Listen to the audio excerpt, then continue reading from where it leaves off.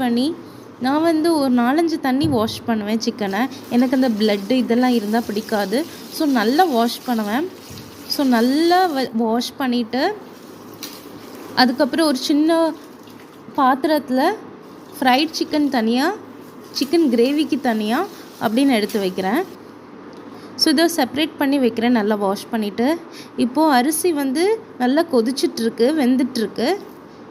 இந்த mean time நம்ம masala prepare பண்ணோம். இன்றைக்கி நானே மசாலா ப்ரிப்பேர் பண்ண போகிறேன். ஸோ ஃபர்ஸ்ட் பெருஞ்சீரகம் கொஞ்சம் எடுத்துக்கிட்டேன். அதுக்கப்புறம் வத்தல் எடுத்துக்கிட்டேன், ஒரு 4-5 வத்தல். அப்புறம் முழு நல்ல மிளகு எடுத்துக்கிட்டேன். இதெல்லாம் நான் வந்து அரைக்க போகிறேன் ட்ரை மசாலாவாக. பட் இது மட்டும் இல்லை, இது கூட நான் இஞ்சி, வெள்ளைப்பூடு இதெல்லாம் போட்டு அரைப்பேன். ஸோ இந்த மசாலா வந்து நான் சிக்கன் குழம்புக்கு எடுத்துக்கலாம், பிரியாணிக்கும் எடுத்துக்கலாம், ஃப்ரைக்கும் எடுத்துக்கலாம். ஸோ அந்த மாதிரி நான் வந்து ப்ரிப்பேர் பண்ணியிருக்கேன்.